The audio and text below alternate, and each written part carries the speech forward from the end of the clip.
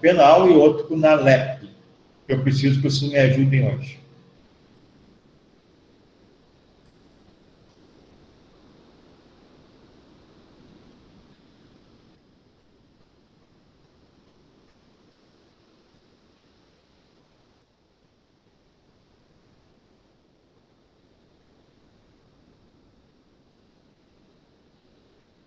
Então, detração da pena, que é o que nós acabamos de ver no TDE. O artigo 42, então, fala, né, da detração, a gente acabou fazendo a leitura dele. Nada mais é que o desconto, então, na pena privativa de liberdade que o sujeito foi condenado, ou na medida de segurança que foi aplicada. Oi? Não está compartilhando a tela. Ah, tá certo.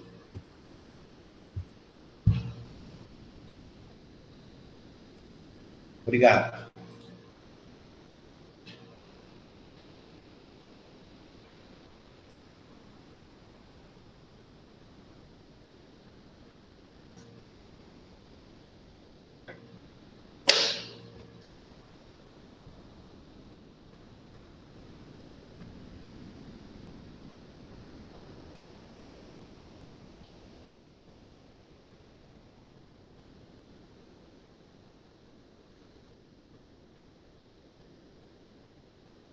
Então, como nós... Agora está compartilhando, né? Sim. Tá. Então, artigo 42, nós já fizemos a leitura, né? Trata-se, então, do desconto de pena provisória já cumprida pelo sujeito na pena definitiva, na PPL, que o indivíduo foi condenado, ou na medida de segurança, quando o indivíduo recebeu a medida de segurança. Do tempo, então, né, da prisão provisória cumprida tanto no Brasil quanto no estrangeiro, ou até mesmo internação, se o indivíduo foi constatado um problema psiquiátrico, foi internado no hospital de custódia, esse período também desconta da pena privativa de liberdade ou da medida de segurança. Pergunto para vocês, eu vou me minimizar aqui. Vocês sabem a diferença, creio que eu não tenha falado ainda, da pena privativa de liberdade e da medida de segurança?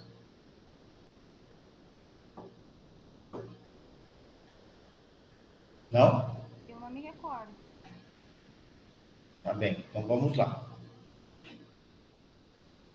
Vocês estão cientes, né, que nós estamos falando aqui nesse artigo 42, tanto da pena privativa de liberdade quanto da medida de segurança. Então vamos lá. Alguém lê para mim aí o artigo 97 do Código Penal.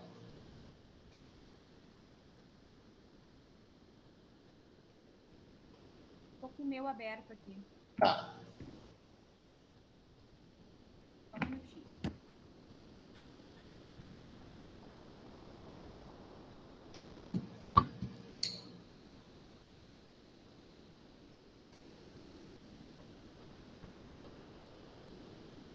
Quando der, pode ler, não tem pressa. Tá.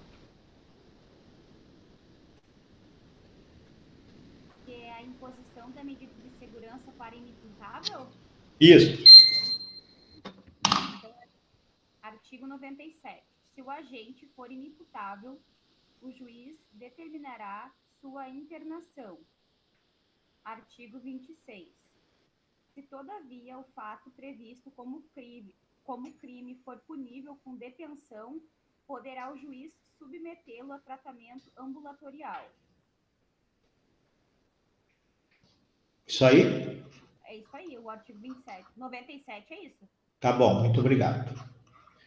Então, explicando o que está escrito ali, pessoal. Se na data do fato, na data do crime, o sujeito for considerado imputável, quer dizer, ele sabe o que faz e consegue se portar de acordo com esse entendimento. Então, ele entende o que ele faz, conforme diz o artigo 26 do Código Penal, e consegue se portar de acordo com esse entendimento. Então, ele será julgado e será condenado a uma pena privativa de liberdade. E aí ele vai ser encaminhado, obviamente, ao presídio, né? Agora, se na data do fato ele for considerado inimputável, ele não entender o caráter ilícito da conduta que ele praticou, ou se entender que a conduta é ilícita, mas não conseguir se portar de acordo com esse entendimento, conforme diz o artigo 26 do Código Penal, o juiz o absolverá, enquanto aqui tem uma condenação a uma PPL, o juiz absolverá e aplicará uma medida de segurança, que são duas, ou é tratamento ambulatorial ou internação no manicômio judicial ou hospital psiquiátrico, que é o termo adequado. Manicômio judicial ou hospital psiquiátrico. Então, isso é a medida de segurança. Se na data do fato o indivíduo é considerado inimputável, o juiz o absolve, e isso tem um nome, é absolvição imprópria,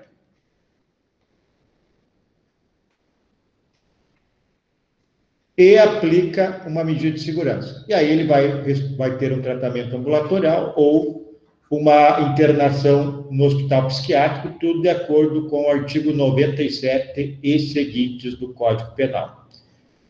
E aqui, se for da data do fato considerado imputável, porque ele entende o caráter ilícito da conduta que praticou e consegue se portar de acordo com esse entendimento, conforme o artigo 26 do Código Penal, ele será condenado e será encaminhado, obviamente, a cumprir uma PPL no presídio. Entenderam a diferença, então, da medida de segurança para a pena? Sim? Sim. Tá. A medida de segurança não é considerada uma pena, porque o indivíduo é... algumas coisas que eu tinha anotado sobre a medida de...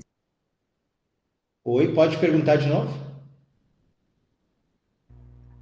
Não, eu ia só complementar. Eu ia só complementar o que o senhor estava falando, mas pode seguir. Não, pode perguntar, pode falar. A internação ou o tratamento ambulatorial que o senhor tinha dito será por tempo indeterminado, né? Sobre a duração da medida de segurança referente no parágrafo 1º do artigo 97. O prazo mínimo deverá ser de 1 a 3 anos, e aí isso. A situação vai se refazendo, né? É mais ou menos isso, mas tem uma questão aí que tem que falar. Então, o juiz aplica uma medida de segurança ao absolver o agente, mínima entre 1 e 3 anos. Então, o juiz vai determinar 1 ano, 2 anos, 3 anos, que é o mínimo, conforme está aí no artigo que tu citou agora. Mas tem período máximo, sabe? O STF decidiu que o período máximo que o sujeito pode ficar é o período que é previsto para a pena privativa de liberdade, que atualmente, conforme o artigo 75 do Código Penal, é 40 anos. Então, o sujeito pode ficar ou o período da pena em abstrato, do crime que ele praticou, praticou um homicídio simples, 6 anos, entre 6 e 20, pode ficar até 20. Ou, se for vários crimes, o máximo é, conforme o artigo 75 do Código Penal, 40 anos. Então, na lei não tem período máximo, tem período mínimo, mas jurisprudencialmente há essa determinação desse período. Mais alguma coisa?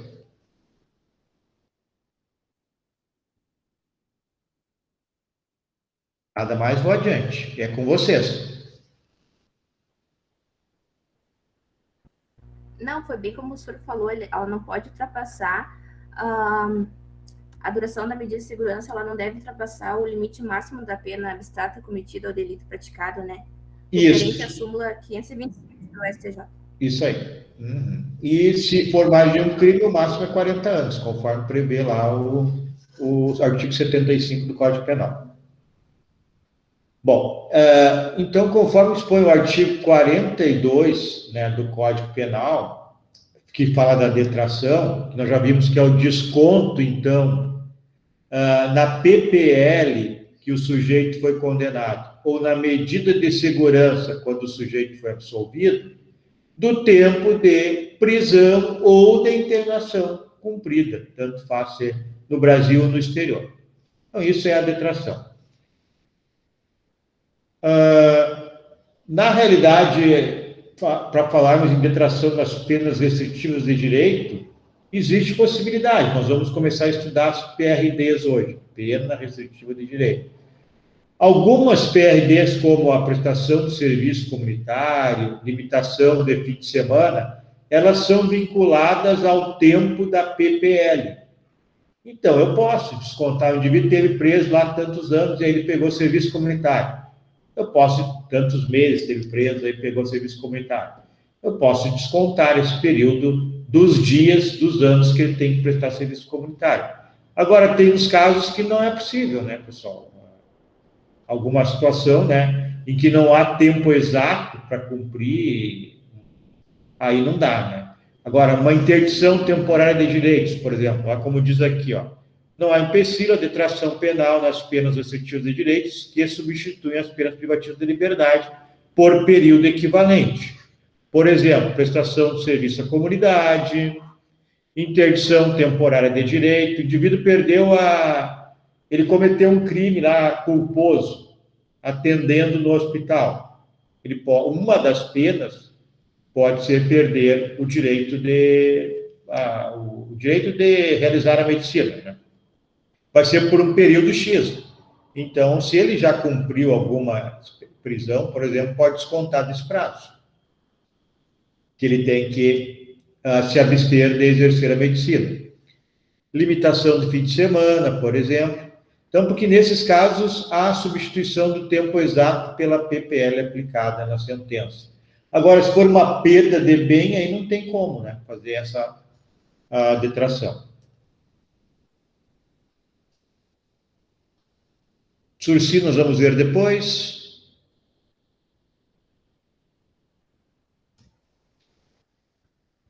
Medida de segurança, ok, nós já vimos ali que é possível, né? O indivíduo esteve internado ou não, é possível descontar, então.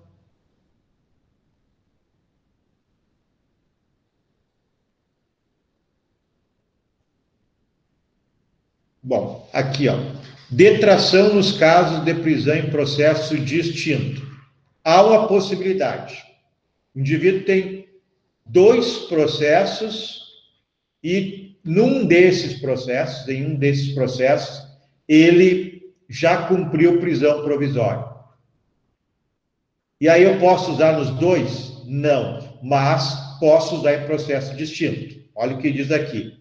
Entende-se que o réu, se for absolvido em processo em que permaneceu provisoriamente preso, a detração poderá ser aplicada em outra condenação. Então, ele tinha dois processos, A e B. Ele cumpriu a preventiva no A. Foi absolvido. E foi condenado no B, que não teve preventiva para esse. Então, ele pode pegar esse tempo de preventiva e descontar no processo distinto o B, que é, então, porque ele foi absolvido no outro, não vai poder usar aquele período que ele ficou preso provisoriamente. Então, ele poderá usar em um processo distinto. Alguém ficou com dúvida do que eu quis falar? Conseguiram entender?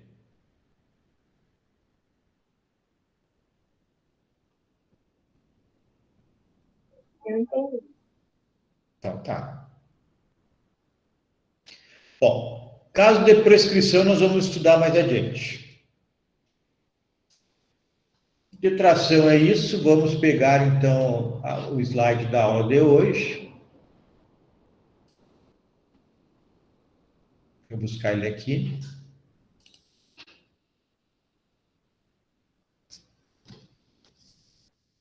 Agora eu vou precisar da ajuda de vocês no Código Penal.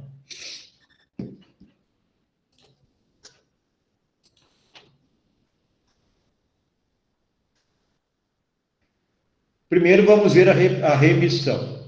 Eu pediria que quem está com o código aberto e quem se dispõe a ler do artigo 126 ao 130, para nós termos uma ideia do que a gente vai falar.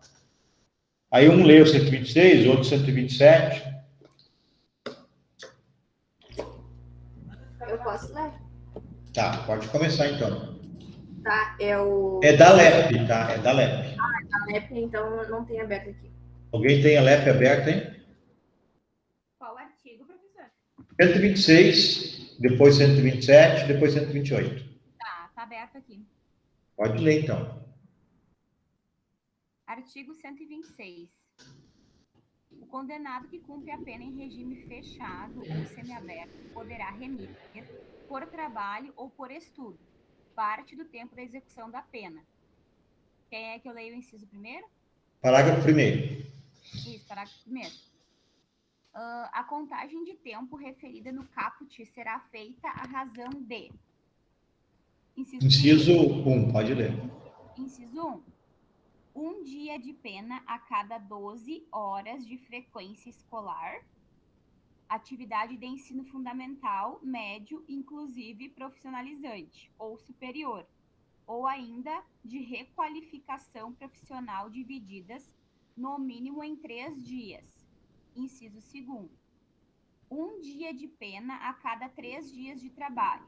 Então, o que eu entendi aqui, por exemplo, se eu trabalhei um dia, se eu trabalhei um dia de pena, se eu trabalhei um dia, não, digamos, eu trabalhei 3 dias, vai diminuir um dia da minha pena, é isso? Isso. E 12 horas de estudo, dividido aí sim em 3 dias, essas 12 horas, diminui um dia também.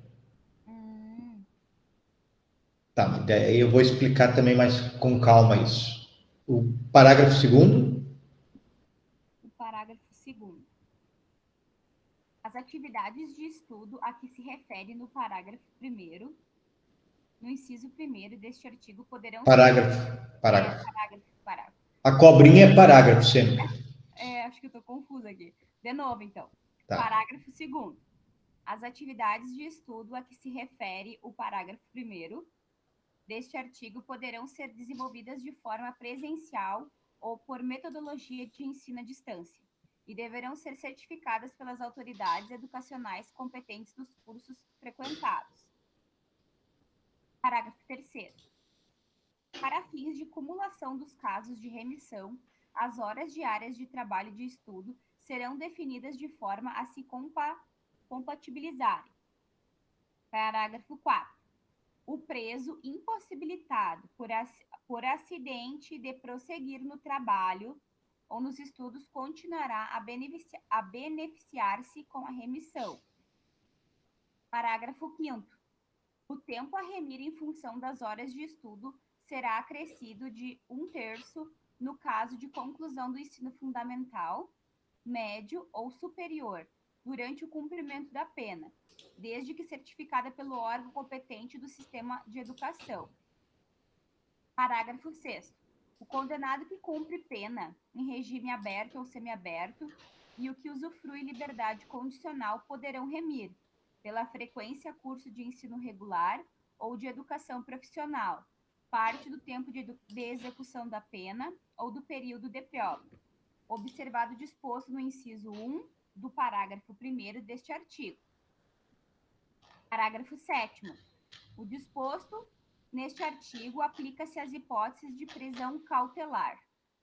E o último, que é o parágrafo 8º, a remissão será declarada pelo juiz da execução, ouvidos pelo Ministério Público e a defesa. Tá bom, obrigado. Quem é que pode ler aí o 127?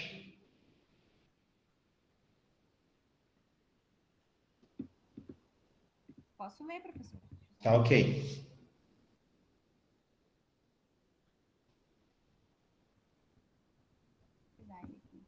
Pode ler.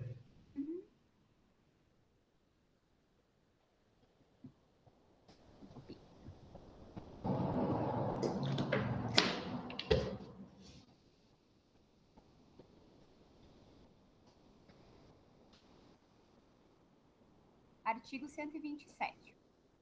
Em caso de falta grave, o juiz poderá revogar até 1/3 do tempo remido, observado o disposto do artigo 57, recomeçando a contagem a partir da data da infração disciplinar. 128. Espera aí.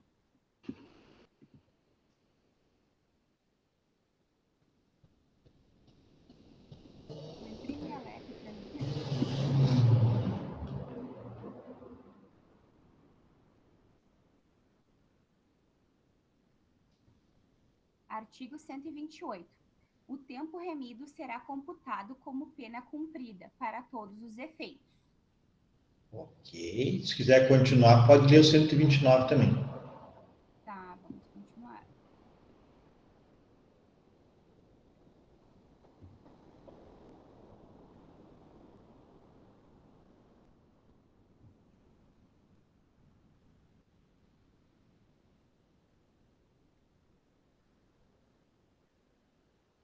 Artigo 129. A autoridade administrativa encaminhará mensalmente ao juízo da execução cópia do registro de todos os condenados que estejam trabalhando ou estudando, com informação dos dias de trabalho ou das horas de frequência escolar ou de atividades de ensino de cada um deles. Parágrafo 1º. Ao Isso. condenado. Parágrafo ou inciso? É parágrafo, tá certo. Parágrafo. Tô com um problema nisso. Tô que nem direita e esquerda. Não, mas é parágrafo, tá certo. O condenado, autorizado a estudar fora do estabelecimento penal, deverá comprovar mensalmente, por meio de declaração da respectiva unidade de ensino, a frequência e o aproveitamento escolar. Parágrafo 2º. Ao condenado, dar-se-á a relação de seus dias remidos. Tá ok. E o 130 aqui só fala que constitui crime do artigo 299 declarar, falsidade ideológica, né? Declarar ou atestar falsamente prestação do serviço para fim de instruir pedidos de remissão.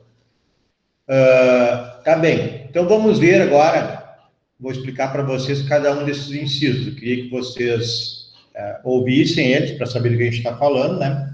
Agora eu vou explicar. A remissão, então, ela vai se dar, conforme nós veremos, de acordo com essa sistemática que acabamos de ler, por trabalho e por estudo. O preso, então, ele trabalha, condenado ao provisório, trabalha 3 dias, tem direito a diminuir 1 dia na pena. O preso, ele estuda 12 horas, só que essas 12 horas a exigência é que sejam 3 dias, tem direito a 1 dia de substituição, de diminuição de pena. E é possível somar os 2, ou seja, ele trabalha durante o dia e estuda à noite. A cada 3 dias, porque ele trabalhou 3 dias e estudou 3 noites, ele tem 2 dias de folga. A cada 3 dias terá folga, não, diminuição de pena. Nós vamos botar aqui o PowerPoint.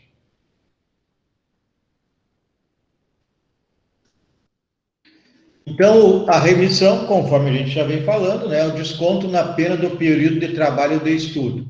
O 126, parágrafo 1º, que já foi lido, fala que é para os presos no regime fechado ou semiaberto, e pode ser o provisório também. Então, a cada 3 dias de trabalho ou 12 horas de estudo, ele tem 1 dia de diminuição da pena. Alguém vai procurando aí para nós a súmula 341 do STJ, por favor. Então, repetindo, 126, parágrafo 1º, né, diz que o preso no regime fechado ou semiaberto, a cada 3 dias de trabalho ou 12 horas de estudo, vai diminuir 1 dia na pena.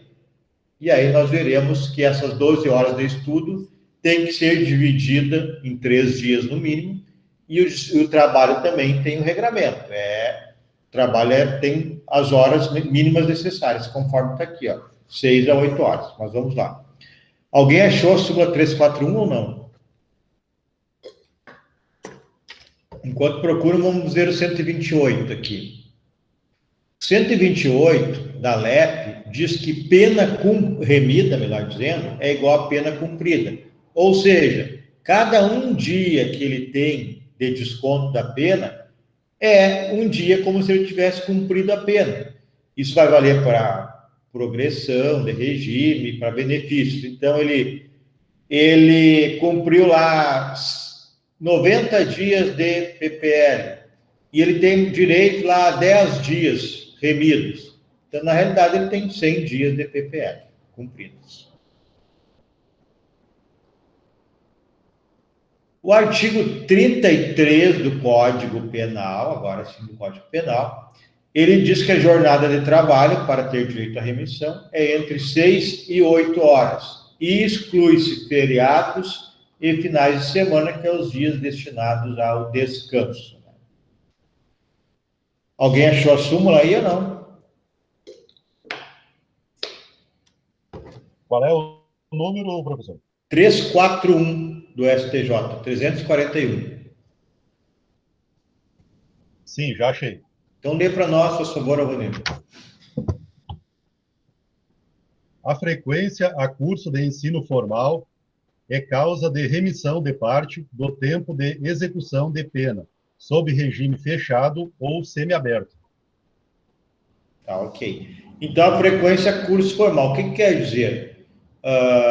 O estudo pode se dar o formal, né, que se chama, que é a escola, ensino fundamental, ensino médio, ensino superior, pode ser, inclusive, cursos, também serve, cursos de qualificação, e ainda tem-se notícias diversas, os juízes autorizam o estudo pela leitura. Então, o indivíduo lê tantos livros lá, faz uma ficha e o juiz autoriza a remissão. Também é uma possibilidade que existe em alguns presídios, algumas comarcas. O parágrafo 2º do artigo 126 da LEP, ele determina, então, que esse estudo ele pode ser presencial ou por EAD. Ensino fundamental, como já falamos, médio, superior, curso profissionalizante. Já vimos que pode cumular trabalho e estudo. Então, trabalho durante o dia e estudo durante a noite. 3 dias igual a 2 dias remidos, 2 dias a menos de pena. O parágrafo 5º... Então, eles têm acesso à internet lá? Sim, tem acesso à internet dentro do presídio. Até foi bom tu falar nisso. Eu estava participando de uma reunião agora, vou diminuir aqui a tela, até às 7 horas, em Santa Maria.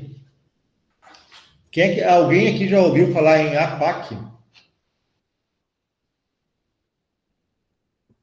Eu já ouvi falar, mas eu não me lembro o que é. Bom, todos vocês sabem. Alguém aqui, vamos conversar. Isso é interessante. Faz parte da nossa matéria. Alguém sabe qual é a reincidência que existe no Brasil?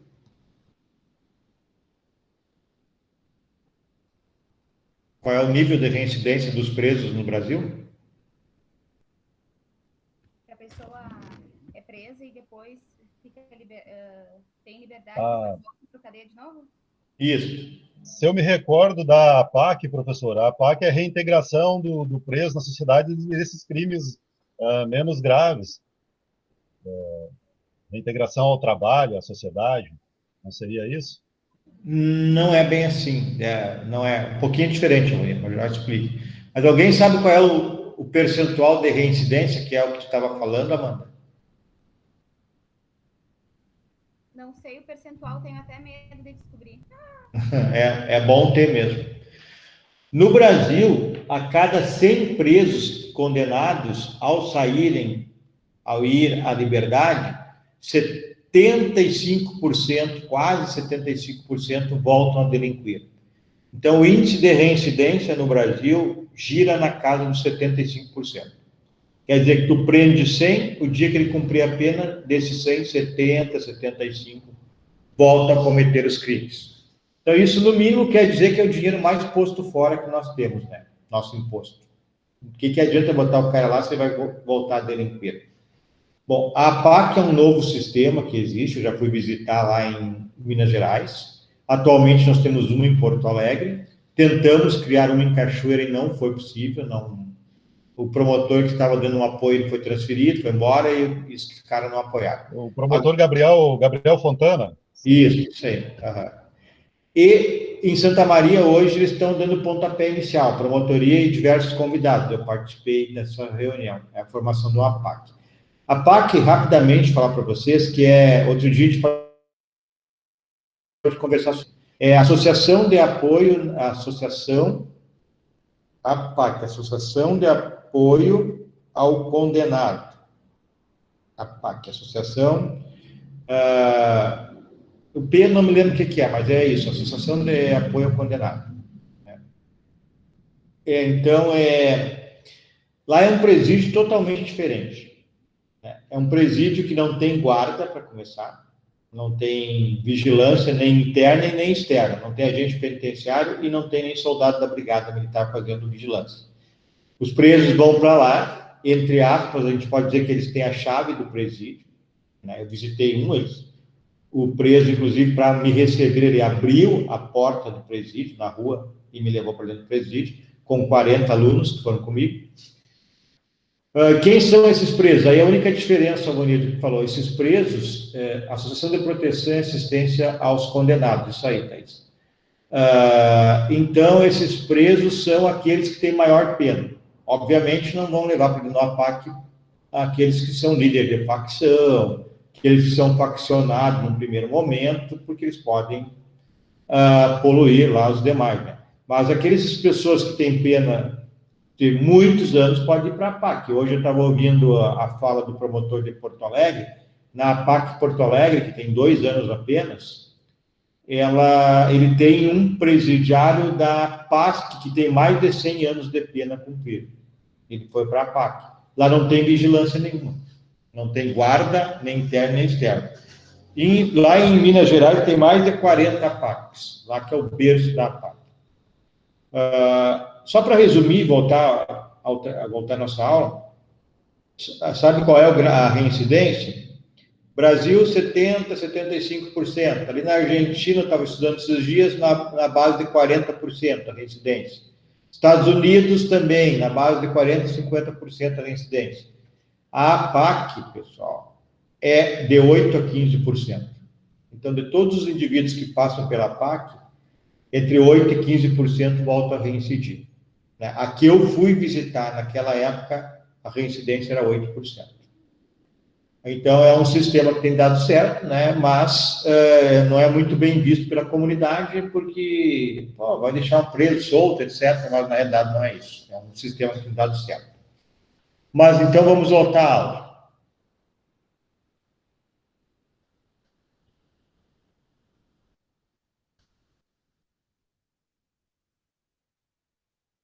Então, eu falei da PAC por causa da internet, né?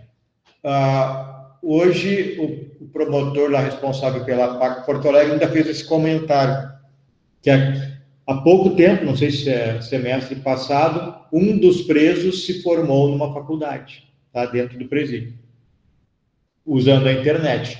Claro que a internet é bloqueada, né? Ela só acessa sites que é liberado para o estudo. Então, eles têm essa possibilidade de estudar lá de dentro. Aqui eu visitei, tinha 4 faculdades de EAD. Diversos presos faziam faculdade de EAD. Administração e outras mais.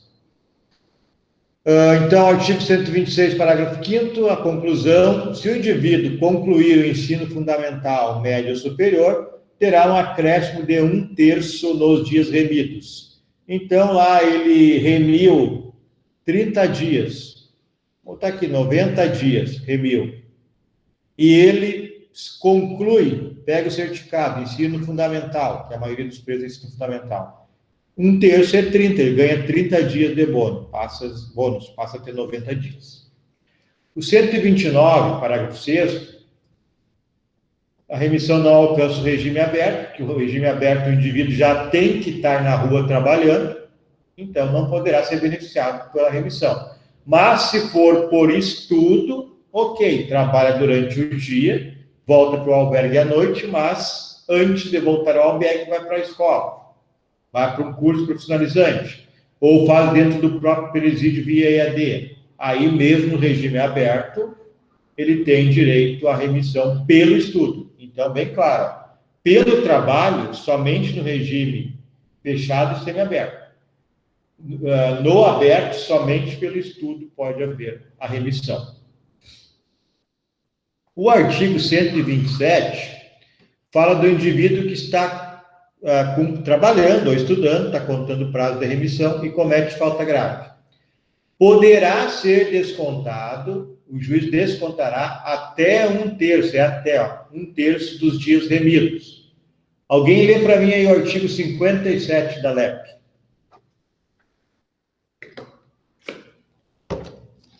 Qual, professor? 57. 57 da lei. Eu vou ler só um pouquinho.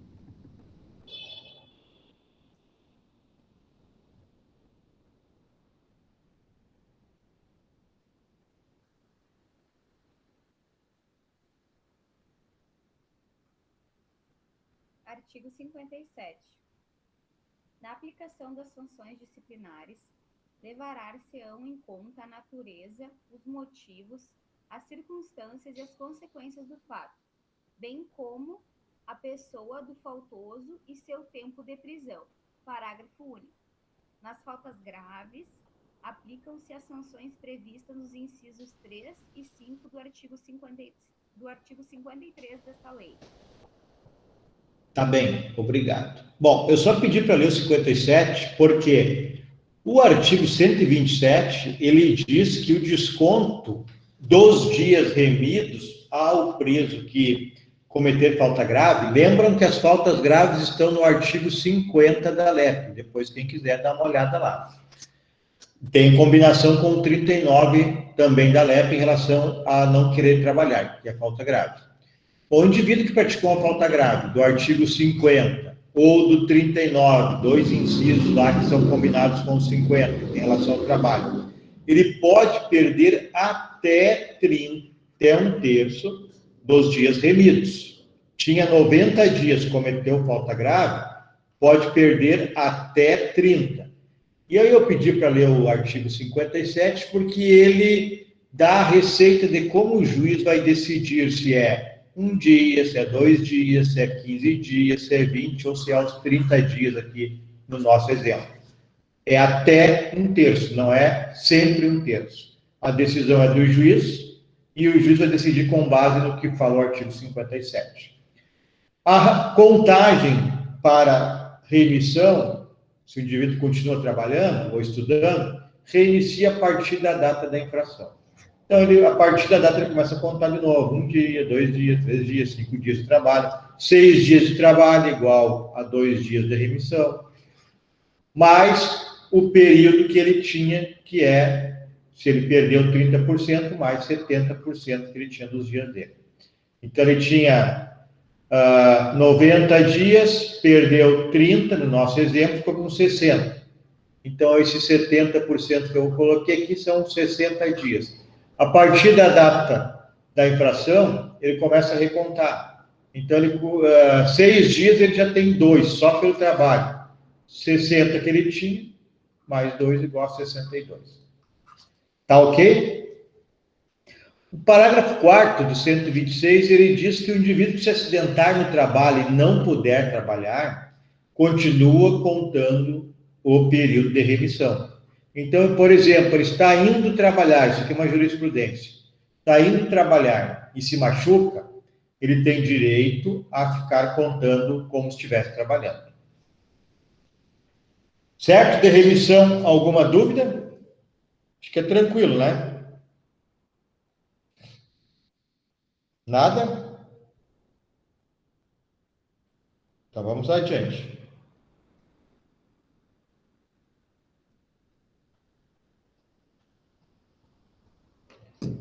Penas restritivas de direito, então. Nós já vimos as PPRs, hoje nós encerramos as penas privativas de liberdade, agora vamos estudar as penas restritivas de direito, PRD. Quem é que pode ler para mim o artigo 43 do Código Penal?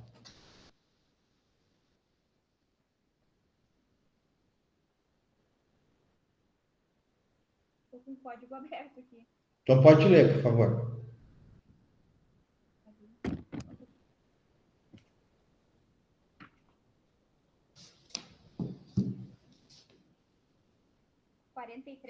Isso. Penas restritivas de direito? Isso. As penas penas restritivas de direito são: inciso primeiro, prestação pecuniária. Segundo, perda de bens e valores. O terceiro foi vetado. Quarto, prestação de serviço à comunidade ou a entidades públicas. Quinto, interdição temporária de direitos. E sexto, limitação do fim de semana. Ok. Então, estas são as penas restritivas de direito, né, que substituem as penas privativas de liberdade, conforme nós veremos a partir de agora. Mas já tem noção, é isso que eu queria, do que são as penas restritivas de direito. Então, elas são penas alternativas à pena privativa de liberdade, é uma política de desencarceramento. Essas PRDs estão previstas em lei, aqui o 43 é o principal, artigo 43 do Código Penal, e é para evitar, então, o encarceramento em certos crimes, que nós veremos quais são os requisitos para substituir uma pena privativa de liberdade por uma pena restritiva de direito. Então, como o nome está dizendo, são restrições de direitos que o indivíduo passa a ter. Em vez de estar cumprindo uma pena privativa de liberdade, ele cumpre uma pena restritiva de direito. Elas são divididas em gerais e específicas. Aqui ficou junto, mas vamos tentar ler. Gerais são aquelas que são aplicáveis a qualquer tipo de crime. Obviamente, os crimes que podem ser substituídos, nós veremos quais são, né? Então, eu posso aplicar quaisquer crimes, por exemplo, furto. Furto, dependendo da pena, eu posso aplicar uma PRD que, geral, qualquer PRD serve para o furto. Mas existem as PRDs específicas, que é para alguns crimes.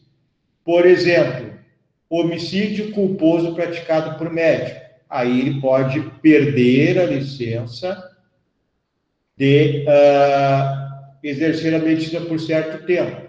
Ficou por cima aqui, mas vamos tentar ler. Essa é uma PRD específica, porque ele só serve para os crimes praticados na função de medicina, enfermagem, etc. Né? É a perda da licença de exercer a medicina, de exercer a enfermagem, enfim. Então, o crime tem que estar ligado à medicina, nesse caso. Por exemplo, uma PRD, pena restritiva de direito, perda temporária do direito de dirigir, da CNH. Ela tem que estar ligada a um crime de trânsito. Então, por isso é uma PRD específica, ligada a um crime de trânsito. Pode ser uma suspensão por um período X de dirigir. Essas PRDs, tentar ver aqui, elas são autônomas e substitutivas. Por quê? Substitutivas porque elas substituem a pena privativa de liberdade. Por favor, lê para mim aí o artigo 54 do Código Penal.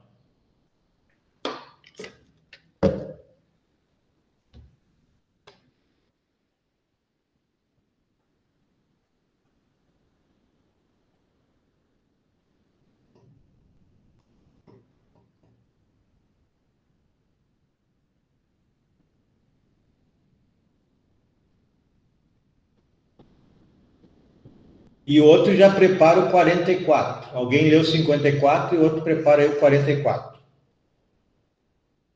Quem achar primeiro pode ler. Penas restritivas de direito.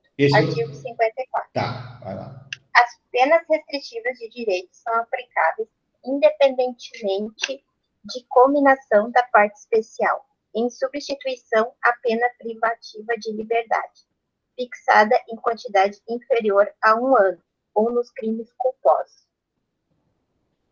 Tá, ok. Só que aí esse 1 ano já tem modificação, mas vamos lá. Elas são substitutivas, porque lá no preceito secundário do tipo penal, lembra, ó, preceito primário do tipo penal é o próprio tipo penal.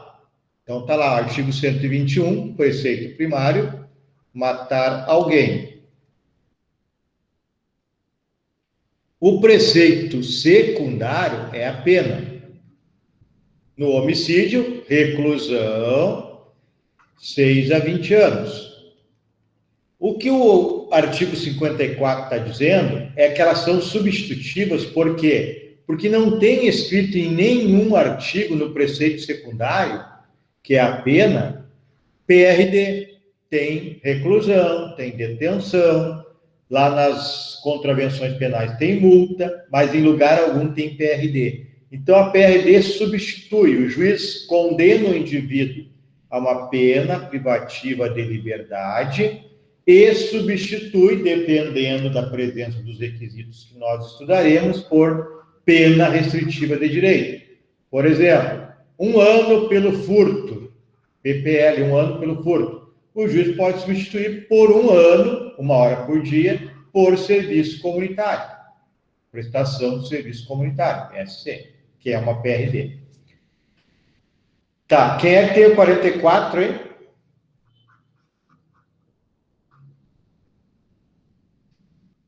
Do Código Penal? Isso. Artigo 44. As penas restritivas de direito são autônomas e substituem as privativas de liberdade quando, parágrafo 1º, não, inciso 1º, aplicada a pena privativa de liberdade não superior a 4 anos e o crime não for cometido com violência ou grave ameaça à pessoa ou qualquer que seja a pena aplicada se o crime for culposo. Inciso 2. O réu não for reincidente em crime doloso. Inciso 3. A culpabilidade, os antecedentes, a conduta social e a personalidade do condenado, bem como os motivos e as circunstâncias indicarem que essa substituição seja suficiente. Tá. Acabou. Ok. Então, o 44 diz que elas são autônomas porque elas substituem a PPL naqueles requisitos lá que foram lidos agora e nós estudaremos, porque no momento que elas substituírem, elas existem por si só. Ela não depende mais da PPL. No momento que o juiz substitui a PPL por uma PRD, essa PRD é autônoma, não tem mais PPL, a não ser em alguns casos que, se o indivíduo não cumprir a PRD, o juiz pode reverter e encaminhá-lo para a PPL, cumprir a PPL que ele tinha a cumprir. Mas, em tese, como regra, elas são autônomas. Substituiu, ela vai existir sozinha, não tem mais que falar em PPL. Então, por isso que é a autonomia. E substitutivas por isso, elas substituem, né, a PPL por PRD, conforme o 54. Os requisitos, que também foi lido agora pela colega. Inciso 1, fala do crime culposo. Quando o crime é culposo, que é aquele que o sujeito não tem a intenção de praticar, ele apenas inobservou, ele apenas não observou um dever de cuidado imposto a qualquer pessoa, então, nesse caso, é um crime culposo. Aí, qualquer pena aplicada poderá haver a substituição. Aqui tem uma jurisprudência, ó, agravo regimental, recurso especial, estupro de vulnerável tentado, violência presumida, substituição da pena privativa de liberdade por restritiva de direito, impossibilidade. Na realidade, isso aqui está fora de lugar, mas eu já vou explicar o que é. Voltando ao culposo. O crime culposo, qualquer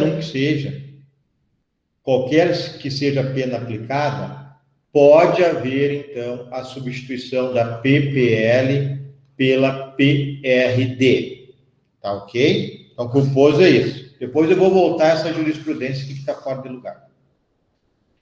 Bom, se o crime for doloso, pessoal, aí tem os requisitos. Também estão no inciso 1 do artigo 44.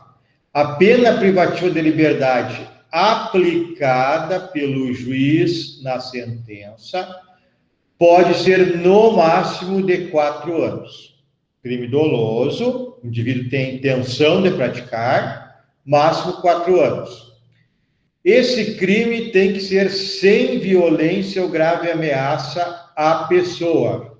Então, se não pode ter grave ameaça à pessoa e nem violência, já está excluído o roubo, já está excluído o homicídio, está excluído lesão corporal. São crimes que têm violência à pessoa ou grave ameaça, então estão excluídos. Retomando, então, se o crime praticado for doloso, o juiz aplicar uma pena até 4 anos, primeiro requisito, cabe substituição. Mas, segundo requisito, não pode ter violência nem grave ameaça à pessoa. Então, por exemplo, o furto pode, não tem violência nem grave ameaça à pessoa. Furto arrombamento. Arrombou lá 3 portas da casa. Se a pena for até 4 anos, pode, não tem problema, porque aqui a violência é contra o objeto. E o que determina o inciso 1 do 44, que a violência ou grave ameaça é contra a pessoa. E a questão da violência presumida, que é aquela jurisprudência lá que eu acabei de ler, que estava fora de lugar, é essa aqui, ó. O que é violência presumida? Por exemplo, nesse caso aqui, o sujeito praticou ato sexual com alguém com menos de 14 anos. Menos de 14 anos. Se presume estupro, ou aqui no caso é a época do atentado violento ao pudor, hoje seria estupro, né? Não tem mais atentado violento ao pudor. Então, menos de 14 anos, se presume violência. O sujeito se relaciona com alguém com menos de 14 anos, mesmo que seja relação consentida pela menina, ou pelo menino, não interessa, com menos de 14 anos, não houve o constrangimento físico que o estupro requer, mas se presume que é violência, porque ela tem menos de 14 anos, ela não tem condições ainda de discernimento total para saber o que está fazendo e o que está autorizando. Então, nesse caso, esta jurisprudência diz que estupro de vulnerável tentado, violência presumida, ou a pessoa era menor de 14 aqui, ou tinha doença mental. Qualquer uma das duas serve para ser violência presumida. Aí nós queremos saber o seguinte, essa violência aqui, ó, ela tem que ser real ou pode ser presumida? Essa é a dúvida. Aí a jurisprudência dá a resposta. Violência presumida. Impossibilidade. Certo? Então, mesmo que seja presumida, não há possibilidade de converter a PPL em PRD. Entenderam isso ou ficaram na dúvida? Preciso você saber disso.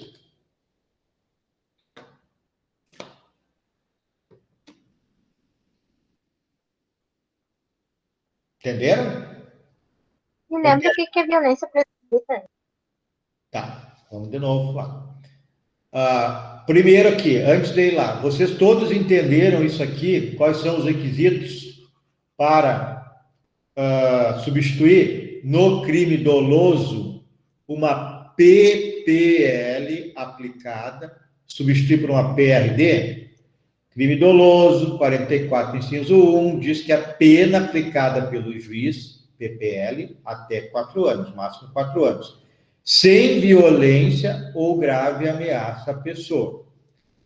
Bom, se o crime tiver violência, já não cabe. Então, eu dei para vocês o exemplo do roubo. Roubo tem violência ou grave ameaça, artigo 157.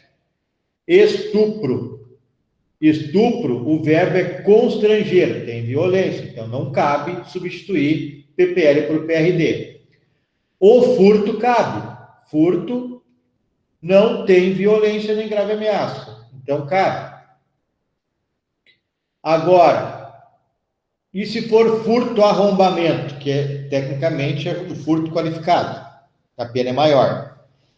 Cabe também, se tiver dentro dos 4 anos, até 4 anos a pena aplicada pelo juiz, porque esta violência no furto, arrombamento, que o nome correto é destruição, né, de empecilho, a destruição para ingressar, destrói ou rompe uma porta, por exemplo, ingressar numa casa, ele tem violência, mas é contra o objeto. E o 41 e 44, inciso 1, diz que é contra a pessoa. Aí a questão é, tudo bem, mas e se a violência não for real? Isso que eu estou falando para vocês é violência real. No roubo, há violência real. No estupro, há violência real. O sujeito aponta a arma para a pessoa, grave ameaça. O sujeito dá um soco na pessoa, no caso para roubar um celular, por exemplo. Tudo isso é violência ou grave ameaça real. Mas e a presumida? A violência presumida é aquela quando um delito é praticado contra alguém que tem menos de 14 anos ou, por exemplo, deficiente mental. Estas duas categorias não têm discernimento para tomarem decisões. Exemplo, aqui, menos de 14 anos ou deficiente mental. Relação sexual, homem versus mulher. A mulher, a menina tem 13 anos, mas ela quis se relacionar. Isso é estupro, mesmo ela querendo, porque é essa violência aqui presumida. Ela é doente mental, tem 22 anos, mas é doente mental. Relação sexual, é estupro, é como se tivesse violência. Então, a jurisprudência que eu mostrei para vocês diz que se a violência for presumida, quando a pessoa consentiu na relação, mas mesmo assim é violência e daí não cabe a substituição da PPL pela PRD. Entenderam? Ou ainda resta dúvida? Entendi. Todos entenderam?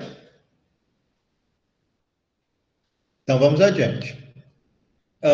Violência doméstica gera impossibilidade de substituição. Tem a súmula 588 do STJ, que é esta aqui, a dicção dela. A prática de crime ou contravenção penal contra a mulher com violência ou grave ameaça no ambiente doméstico impossibilita a substituição da pena privativa de liberdade por restritivas de direito. Então, não tem, tendo contra a mulher, sendo no âmbito da violência doméstica, mesmo que seja lesão leve, tem violência e não cabe hipótese alguma sendo violência doméstica contra a mulher. Então, violência doméstica contra a mulher não cabe substituição, até porque tem violência, no caso da lesão corporal, mas não cabe. Súmula 588 do STF. O marido que agride a mulher, deu um pequeno tapa, ficou lá a marca de um dedo, por exemplo. Lesão leve. Seria possível o princípio da insignificância? Bom, se for violência doméstica, não tem nem o que falar. Qualquer violência ou lesão praticada no âmbito da violência doméstica, a súmula é bem clara. Não cabe substituição de PPL por PRD. Aqui tem uma jurisprudência, ó. Lesões corporais leves e ameaça no âmbito das relações domésticas. Substituição da privativa de liberdade por restritiva de direito. Impossibilidade. Súmula 588 que acabamos de ler. Aqui uma outra situação. O indivíduo foi condenado a 3 meses por lesão leve. Isso é uma decisão de um tribunal estadual, é do norte, não me recordo qual é agora. Então, o que o desembargador disse? Sem maiores delongas, verifica-se que assiste razão ao apelante, isso porque presente na conduta do réu o uso da violência à pessoa. É uma lesão leve, 3 meses de prisão e foi condenado. Mostra-se incabível a substituição. Mas existem alguns casos que autorizam, pessoal, mas esse desembargador aqui, essa jurisprudência não autorizou. Mesmo sendo lesão leve, fora da relação, fora da violência doméstica, não é violência doméstica, o desembargador do Tribunal de Justiça, lá do Norte, seguiu literalmente o que está no Código Penal e disse que não pode haver substituição. Por que não pode? Alguém saberia me dizer? Por que esse desembargador tomou essa decisão? Pena de 3 meses de lesão corporal. Por que ele tomou essa decisão e não autorizou a substituição? Pense aí um pouquinho e me fala. Porque houve uma violência à pessoa. Isso. E o artigo 44, inciso 1, quando o crime é doloso, diz que com violência grave ameaça à pessoa, não cabe substituição. Então, ele seguiu literalmente a lei. Agora, olha essa aqui. Lesão leve, possibilidade. Artigo 44 do Código Penal, pena de prisão, limitação aos casos de reconhecida necessidade. Lesão corporal leve e ameaça. Substituição da pena, possibilidade. Então, vamos dizer o que ele diz. Tratando-se, como se trata de lesão leve e simples ameaça, a ofensa resultante daquela, né, da lesão, aqui, resultante daquela é a lesão, e a decorrente desta, que é a ameaça, não dizem respeito à violência grave, não dizem respeito à violência e à grave ameaça, a que se refere o inciso 1. Então, o STJ, em 2008, tem uma decisão autorizando a substituição de PPL por PRD em caso de lesão leve. Então, nós temos aqui uma decisão que é bem mais recente, mas é do Tribunal de Justiça, dizendo que não pode, e pela lei não pode, vocês mesmos identificaram, substituir PPL por PRD, mesmo em lesão leve, porque tem violência dolosa. E eu tenho uma decisão do STJ, apesar de ser de 2008, dizendo que se for leve, pode. Então, a gente tem essas questões aí, que o direito é assim mesmo. O 44, inciso 2. Réu reincidente em crime doloso. Alguém lê para mim o inciso 2 do 44.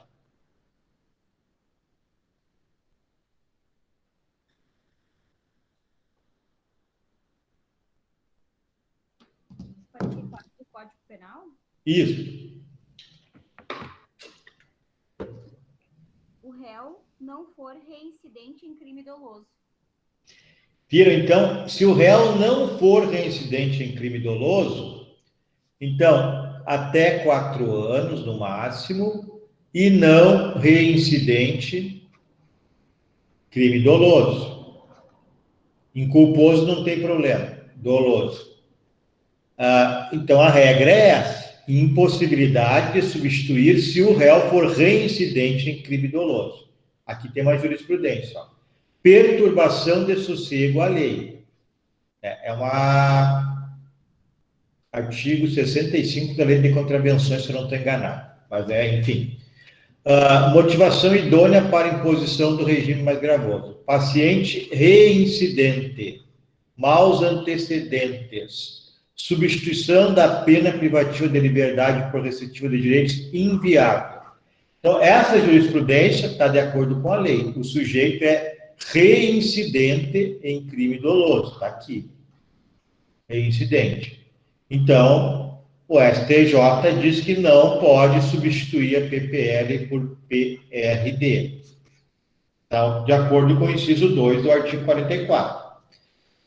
Agora, vamos adiante. Réu reincidente em crime doloso, mas parágrafo 3º. Agora, lê para mim o parágrafo 3º do 44. Parágrafo 3º? Isso. Se o condenado for reincidente, o juiz poderá aplicar a substituição, desde que, em face de condenação anterior, a medida seja socialmente recomendável e a reincidência não tenha operado em virtude da prática do mesmo crime.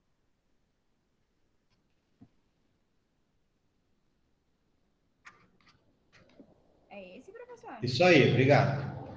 O parágrafo 3º Nós vimos o inciso 2 aqui, né, pessoal? Não esqueçam, que diz: se o réu é reincidente em crime doloso, não pode haver a substituição da PPL por PRD, e eu mostrei aqui para vocês uma jurisprudência dizendo exatamente isso.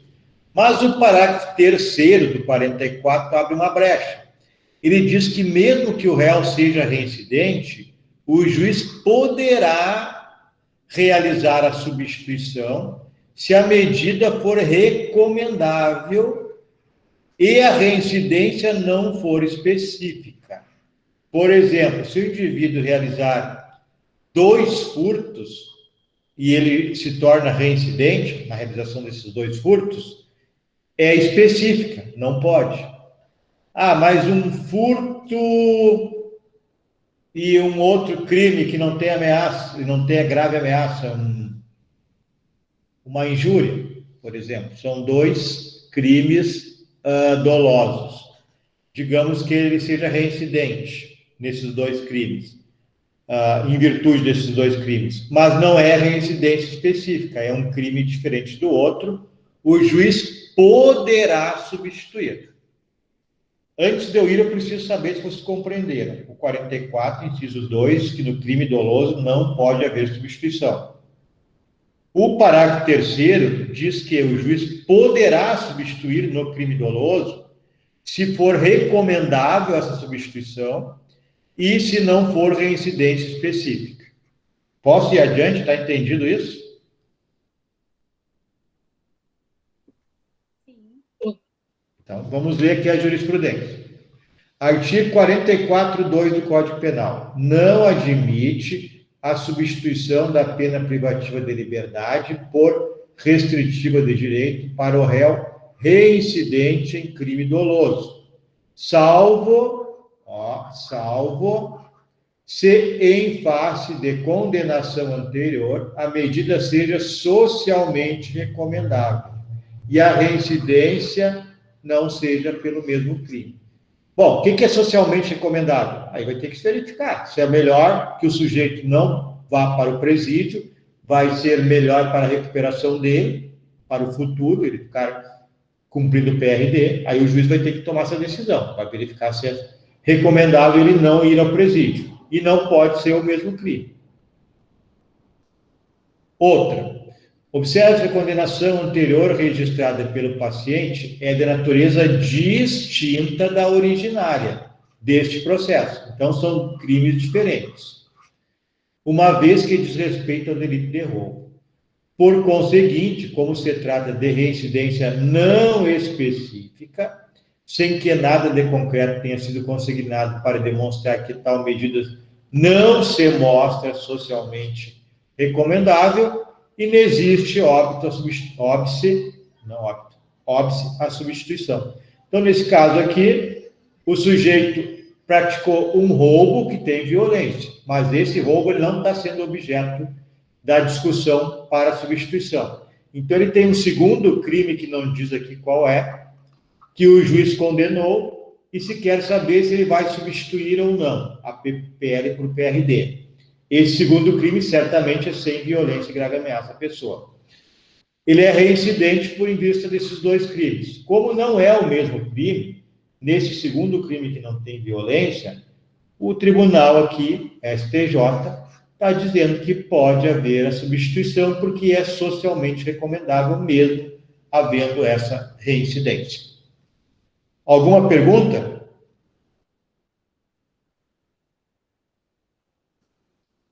Não? Então vamos adiante. Se vocês estão entendendo, ok. Contudo, tirar 10 na prova depois.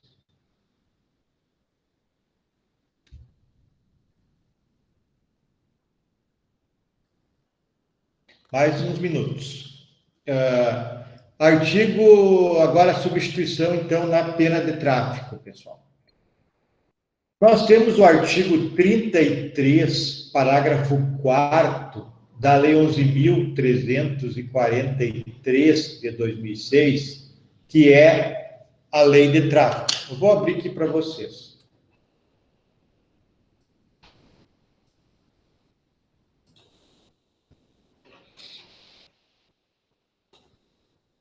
É o chamado tráfico privilegiado. ele é equiparado a crime hediondo. Na realidade, atualmente não é mais, porque o STF diz que não há hediondez nesse tráfico privilegiado. Vamos achar aqui o artigo 33. Aqui. Dos crimes. Artigo 33, então, é o tráfico de entorpecentes, pessoal. Importar, exportar, remeter, preparar, produzir, fabricar, adquirir, vender, expor à venda, oferecer, ter em depósito, transportar, trazer consigo, guardar, prescrever, ministrar, entregar a consumo ou fornecer drogas, ainda que gratuitamente, sem autorização ou em desacordo com determinação legal ou regulamentar. Esse é o crime de tráfico de entorpecentes, tem 18 verbos aqui, 18 condutas, qualquer uma delas que realizar configura o delito. Se realizar 2 ou 3, é um crime também, só. O parágrafo 4º, ele diz o seguinte, que é o chamado tráfico privilegiado. Nos delitos definidos no caput e no parágrafo 1º, que é o tráfico de entorpecentes, né? Nos delitos definidos no caput e no parágrafo 1º deste artigo, as penas poderão ser reduzidas de 1/6 a 2/3.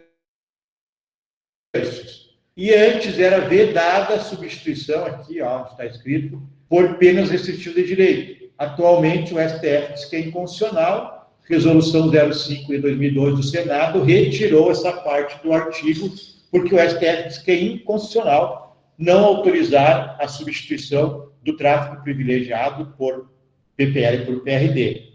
Tráfico, como regra, não tem violência. Se a pena for abaixo de 4 anos, a pena do tráfico é de 5 a 15. Então, por si só, já não tem como substituir. O máximo é 4, como nós vimos. Mas no tráfico privilegiado, há uma diminuição de pena. Vou ler o artigo de novo. Nos delitos definidos no caput, no parágrafo 1º deste artigo, as penas poderão ser reduzidas de 1/6 a 2/3. Então, reduziu, pegou o mínimo, reduziu de 1/6 a 2/3, está abaixo de 4. Já tem tempo para substituição. Desde que o agente seja primário, dê bons antecedentes, não se dedique às atividades criminosas e nem integre facção criminosa. Bom, esse é o chamado tráfico privilegiado. E, como vocês acabaram de ver, em virtude da determinação de inconstitucionalidade do STF, da vedação da substituição da PPL por PRD, hoje é possível, no tráfico privilegiado, a substituição, portanto, da PPL por PRD, se presentes os outros requisitos, né? Até 4 anos, não reincidente em crime doloso, se reincidente, não pode ter reincidência específica, né? 2 vezes o tráfico, por exemplo.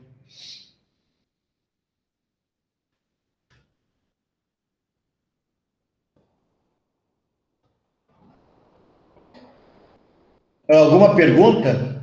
Deixa eu ver quantos slides eu tenho ainda aqui. Eu estou no 17. Faltam poucos. Vamos terminar rapidinho aqui. Alguma pergunta, pessoal? Estão entendendo as explicações? Posso ir adiante? Então, vou adiante. Regras para substituição da PPL pela PRD. Bom, o juiz vai avaliar esses requisitos, se estão presentes ou não, lá na sentença condenatória. O juiz condenou o indivíduo lá a 4 anos de PPL. Bom, até 4 pode substituir. Então, tem que ver se estão presentes todos os demais requisitos para substituir. Limite da pena, até 4 anos. Se o indivíduo é primário em crime doloso, se for culposo não tem problema, é no doloso, tem que ser primário.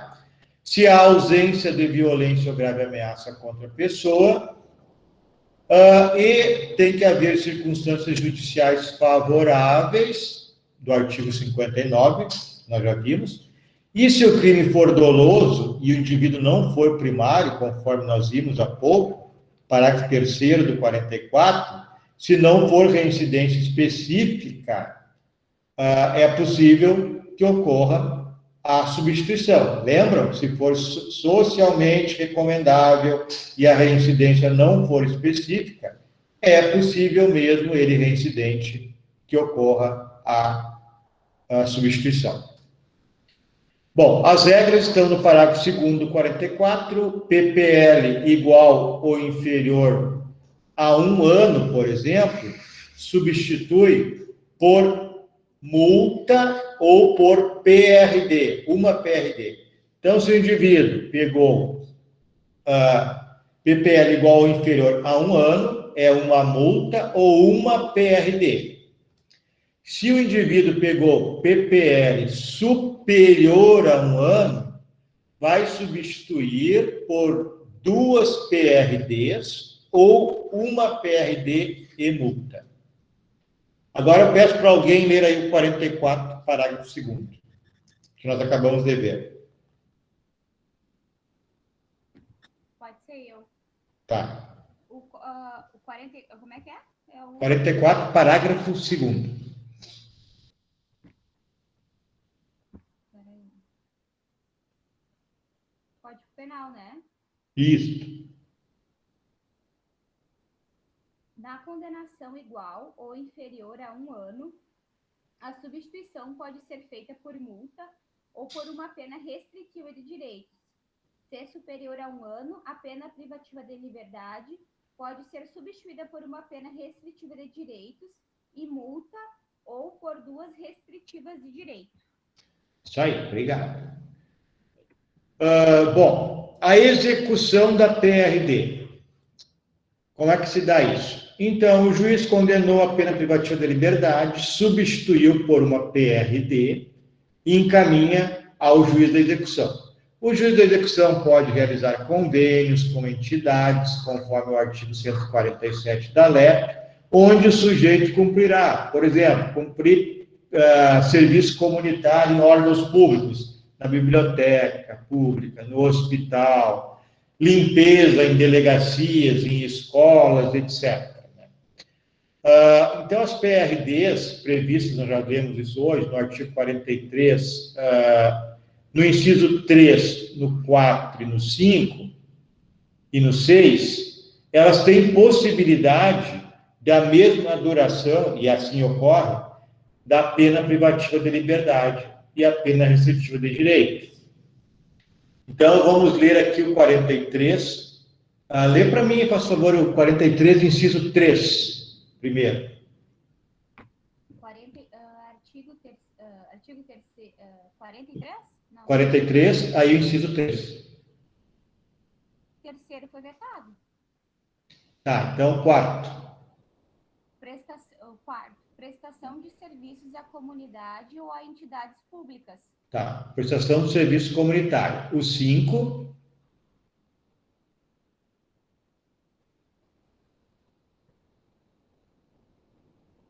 Espera aí. Interdição temporária de direitos. Ok, e o 6. Limitação de fins de semana.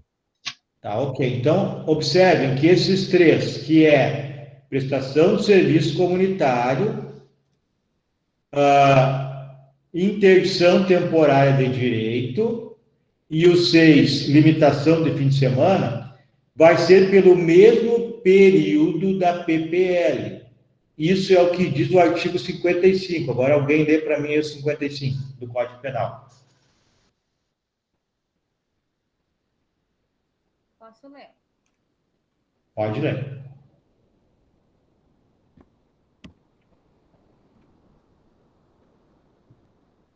As penas restritivas de direitos referidas aos incisos 3º, 4º, 5º e 6º no artigo 43 terão a mesma duração na pena privativa de liberdade substituída, ressalvado o disposto no parágrafo 4º do artigo 46. Tá bem. Então, essas 3 aqui têm como ser, porque elas também têm vinculação a período a cumprir, tem como ser o mesmo período da PPL. Então, exemplo, o sujeito pegou 2,5 anos de reclusão, PPL, terá que cumprir 2 anos e meio de prestação de serviço à comunidade. Só que aí, cada um dia de PPL é igual a 1 hora de PRD. Então, vai ser 2 anos e meio, 1 hora por dia de PRD. É assim que funciona. Nesses 3 casos. Esse aqui, então, não, esse aqui foi revogado. Então, nesses 3 casos aqui, que é serviço comunitário, que é interdição temporária de direitos e limitação do fim de semana. Ele pegou 2 anos e meio de pena, 2 anos e meio de fim de semana comparecendo no presídio. Cada fim de semana vai lá e comparece no presídio.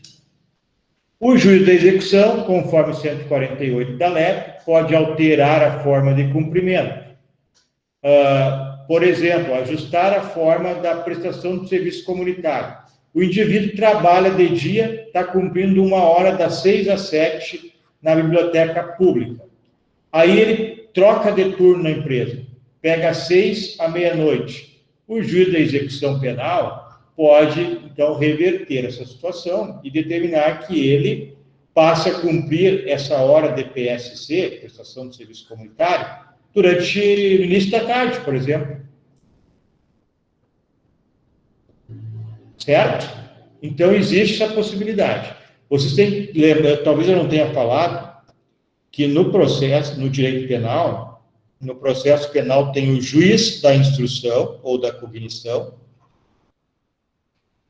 e o juiz da execução.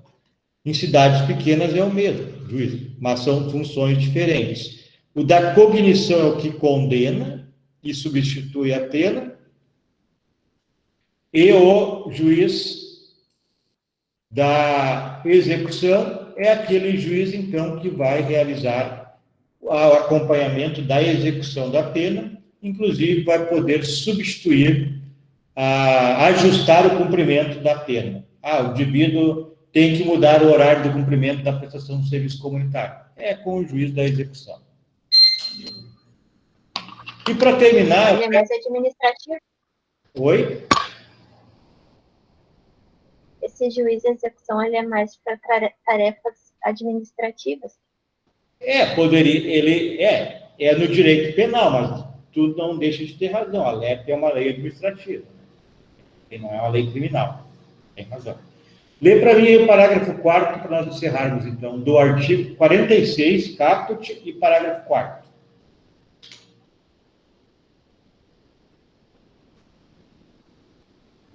Eu, professor? Pode ser. Caput do 46 e o seu parágrafo 4º. 46, então. Que fala da prestação de serviço à comunidade ou à entidade pública, isso? Isso. A prestação de serviços à comunidade ou à entidade públicas é aplicável às condenações superiores a 6 meses de privação da liberdade. E qual é o parágrafo?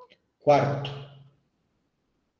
Se a pena substituída for superior a 1 ano, é facultado ao condenado cumprir a pena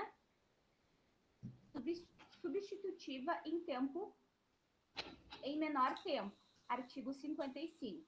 Nunca inferior à metade da pena privativa de liberdade fixada. Tá ok. Então, o 46, que foi lido agora, ele diz que a pena de serviço comunitário, a prestação de serviço comunitário, é para aquela PPL, condenação superior a 6 meses. Menos de 6 meses, então não tem como aplicar a substituição da PPL pela prestação de serviço comunitário. E, como eu disse para vocês, é razão de um dia de PPL, um dia de prestação de serviço comunitário. Mas o parágrafo 4º, ele faz um ajuste. Se a pena substituída for superior a 1 ano, é facultado ao condenado cumprir a pena substituída, que é a prestação de serviço comunitário, em menor tempo, nunca inferior à metade. Então, digamos que o sujeito pegou 2 anos de PPL e o juiz substitui por prestação de serviço comunitário uma multa. Porque tem que ser, conforme nós vimos, a partir de 1 ano tem que ser 2, ou uma multa e uma PRD, ou 2 PRD. Então, o juiz aplicou uma PRD e uma multa a uma pena de furto lá de 2 anos, PPL de 2 anos. O artigo que nós vemos agora, o 46, parágrafo 4º, diz que a partir de 1 ano, o indivíduo condenado pode cumprir em menor tempo, nunca inferior à metade. Então, se ele pegou 2 anos, ao invés de ele cumprir 1 hora por dia durante 2 anos, a lei faculta que ele cumpra 2 horas por dia, 50%. Essa é a possibilidade que existe. Certo, pessoal? Perguntas? Tudo certinho? Nenhuma pergunta? Certo. Então, a semana que vem, nós nos encontramos para a apresentação lá do resumo que vocês fizeram do livro Direito e Razão, então. Tá bem? Nenhuma pergunta, então? Se não tem, desejo a todos uma ótima semana, uma boa noite. Certo.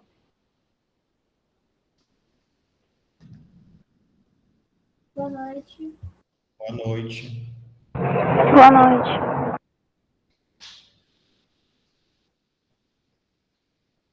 Boa noite, Thaís. Boa noite, Daiane.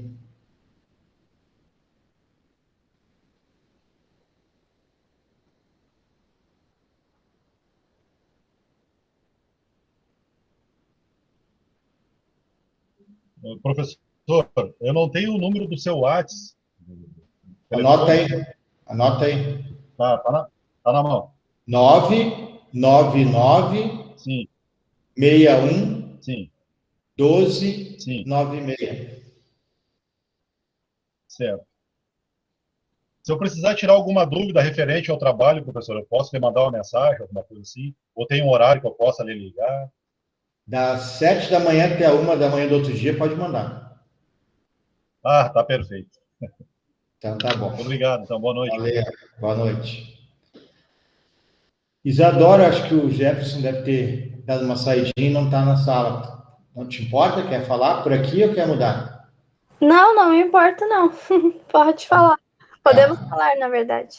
Tá bem. Então, Isadora, eu estava lendo ali, eu estou com uma dificuldade ainda para nós acertar o teu trabalho, porque aquela jurisprudência que eu li, por exemplo, ela fala da vinculação à perícia. Aí tá ok, tu me disse que a questão dos 3 anos, que 3 anos para fazer a perícia, ok.